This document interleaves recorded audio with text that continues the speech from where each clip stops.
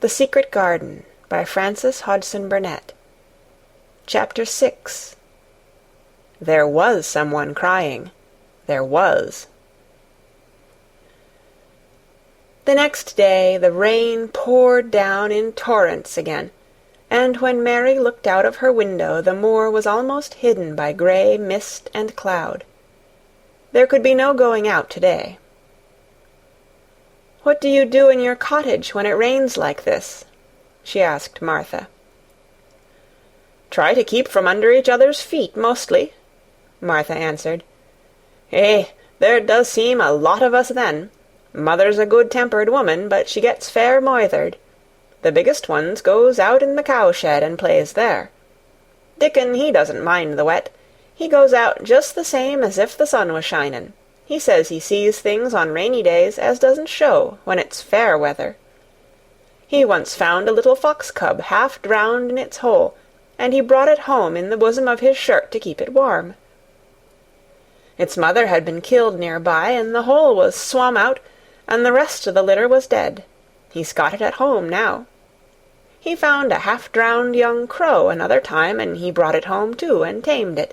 It's named Soot, because it's so black, and it hops and flies about with him everywhere." The time had come when Mary had forgotten to resent Martha's familiar talk. She had even begun to find it interesting, and to be sorry when she stopped or went away. The stories she had been told by her ayah when she lived in India had been quite unlike those Martha had to tell, about the moorland cottage which held 14 people who lived in 4 little rooms, and never had quite enough to eat. The children seemed to tumble about and amuse themselves like a litter of rough, good-natured collie puppies. Mary was most attracted by the mother and Dickon. When Martha told stories of what Mother said or did, they always sounded comfortable. "If I had a raven or a fox cub, I could play with it," said Mary. "But I have nothing." Martha looked perplexed. "Can the knit?" she asked. "No," answered Mary. "Can the sew?" "No." "Can the read?" "Yes." "Then why doesn't thou read something, or learn a bit o' spellin'? Thou'st old enough to be learnin' thy book a good bit now." "I haven't any books," said Mary. "Those I had were left in India." "That's a pity," said Martha. "If Mrs. Medlock 'ud let thee go into the library, there's thousands o' books there." Mary did not ask where the library was, because she was suddenly inspired by a new idea. She made up her mind to go and find it herself. She was not troubled about Mrs. Medlock. Mrs. Medlock seemed always to be in her comfortable housekeeper's sitting-room downstairs. In this queer place one scarcely ever saw anyone at all. In fact, there was no one to see but the servants, and when their master was away they lived a luxurious life below stairs, where there was a huge kitchen hung about with shining brass and pewter, and a large servants' hall, where there were 4 or 5 abundant meals eaten every day, and where a great deal of lively romping went on when Mrs. Medlock was out of the way. Mary's meals were served regularly, and Martha waited on her, but no one troubled themselves about her in the least. Mrs. Medlock came and looked at her every day or two, but no one inquired what she did, or told her what to do. She supposed that perhaps this was the English way of treating children. In India she had always been attended by her ayah, who had followed her about and waited on her, hand and foot. She had often been tired of her company. Now she was followed by nobody, and was learning to dress herself, because Martha looked as though she thought she was silly and stupid when she wanted to have things handed to her and put on. "Hasn't thou got good sense?" she said once, when Mary had stood waiting for her to put on her gloves for her. "Our Susan Ann is twice as sharp as thee, and she's only 4-year-old. Sometimes thou looks fair soft in the head." Mary had worn her contrary scowl for an hour after that, but it made her think several entirely new things. She stood at the window for about 10 minutes this morning after Martha had swept up the hearth for the last time, and gone downstairs. She was thinking over the new idea which had come to her when she heard of the library.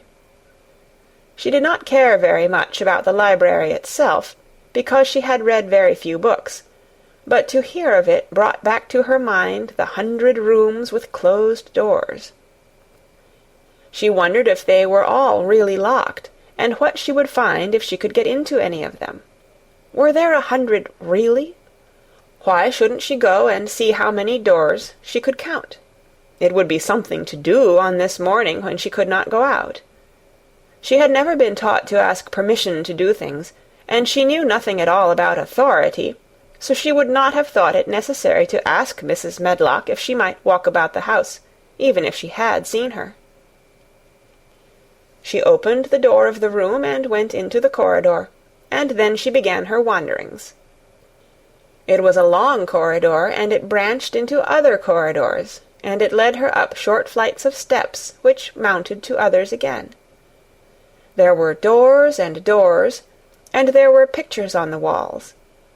Sometimes they were pictures of dark, curious landscapes, but oftenest they were portraits of men and women in queer, grand costumes made of satin and velvet. She found herself in one long gallery whose walls were covered with these portraits. She had never thought there could be so many in any house. She walked slowly down this place and stared at the faces, which also seemed to stare at her. She felt as if they were wondering what a little girl from India was doing in their house. Some were pictures of children, little girls in thick satin frocks, which reached to their feet and stood out about them, and boys with puffed sleeves and lace collars and long hair, or with big ruffs around their necks. She always stopped to look at the children and wonder what their names were, and where they had gone, and why they wore such odd clothes. There was a stiff, plain little girl, rather like herself. She wore a green brocade dress and held a green parrot on her finger. Her eyes had a sharp, curious look. "Where do you live now?" said Mary aloud to her. "I wish you were here." Surely no other little girl ever spent such a queer morning. It seemed as if there was no one in all the huge rambling house but her own small self, wandering about upstairs and down, through narrow passages and wide ones, where it seemed to her that no one but herself had ever walked. Since so many rooms had been built, people must have lived in them, but it all seemed so empty that she could not quite believe it true. It was not until she climbed to the second floor that she thought of turning the handle of a door. All the doors were shut, as Mrs. Medlock had said they were, but at last she put her hand on the handle of one of them and turned it. She was almost frightened for a moment when she felt that it turned without difficulty, and that when she pushed upon the door itself it slowly and heavily opened. It was a massive door, and opened into a big bedroom. There were embroidered hangings on the wall, and inlaid furniture such as she had seen in India stood about the room. A broad window with leaded panes looked out upon the moor, and over the mantel was another portrait of the stiff, plain little girl, who seemed to stare at her more curiously than ever. "Perhaps she slept here once," said Mary. "She stares at me so that she makes me feel queer." After that she opened more doors and more. She saw so many rooms that she became quite tired, and began to think that there must be 100, though she had not counted them. In all of them there were old pictures or old tapestry with strange scenes worked on them. There were curious pieces of furniture and curious ornaments in nearly all of them. In one room, which looked like a lady's sitting-room, the hangings were all embroidered velvet, and in a cabinet were about 100 little elephants made of ivory. They were of different sizes, and some had their mahouts or palanquins on their backs. Some were much bigger than the others, and some were so tiny that they seemed only babies. Mary had seen carved ivory in India, and she knew all about elephants. She opened the door of the cabinet and stood on a footstool and played with these for quite a long time. When she got tired, she set the elephants in order and shut the door of the cabinet. In all her wanderings through the long corridors and the empty rooms, she had seen nothing alive, but in this room she saw something. Just after she had closed the cabinet door, she heard a tiny rustling sound. It made her jump and look around at the sofa by the fireplace, from which it seemed to come. In the corner of the sofa there was a cushion, and in the velvet which covered it there was a hole, and out of the hole peeped a tiny head, with a pair of frightened eyes in it. Mary crept softly across the room to look. The bright eyes belonged to a little grey mouse, and the mouse had eaten a hole into the cushion and made a comfortable nest there. 6 baby mice were cuddled up asleep near her. If there was no one else alive in the 100 rooms, there were 7 mice who did not look lonely at all. "If they wouldn't be so frightened, I would take them back with me," said Mary. She had wandered about long enough to feel too tired to wander any farther, and she turned back. 2 or 3 times she lost her way by turning down the wrong corridor, and was obliged to ramble up and down until she found the right one. But at last she reached her own floor again, though she was some distance from her own room, and did not know exactly where she was. "I believe I have taken a wrong turning again," she said, standing still at what seemed the end of a short passage with tapestry on the wall. "I don't know which way to go. How still everything is." It was while she was standing here, and just after she had said this, that the stillness was broken by a sound. It was another cry, but not quite like the one she had heard last night. It was only a short one, a fretful, childish whine, muffled by passing through walls. "It's nearer than it was," said Mary, her heart beating rather faster, "and it is crying." She put her hand accidentally upon the tapestry near her, and then sprang back, feeling quite startled. The tapestry was the covering of a door which fell open, and showed her that there was another part of the corridor behind it, and Mrs. Medlock was coming up it with her bunch of keys in her hand, and a very cross look on her face. "What are you doing here?" she said, and she took Mary by the arm and pulled her away. "What did I tell you?" "I turned round the wrong corner," explained Mary. "I didn't know which way to go, and I heard someone crying." She quite hated Mrs. Medlock at the moment, but she hated her more the next. "You didn't hear anything of the sort," said the housekeeper. "You come along back to your own nursery, or I'll box your ears."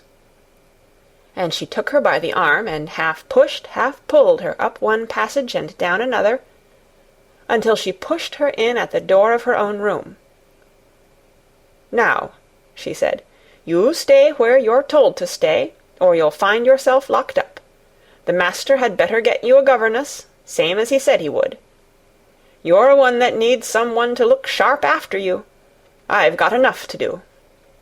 She went out of the room and slammed the door after her, and Mary went and sat on the hearth-rug, pale with rage. She did not cry, but ground her teeth. "There was someone crying, there was, she said to herself. She had heard it twice now, and sometime she would find out. She had found out a great deal this morning. She felt as if she had been on a long journey, and at any rate she had had something to amuse her all the time, and she had played with the ivory elephants, and had seen the grey mouse and its babies in their nest in the velvet cushion. End of Chapter 6. Read by Kara Schallenberg on January 18th, 2006, in Oceanside, California.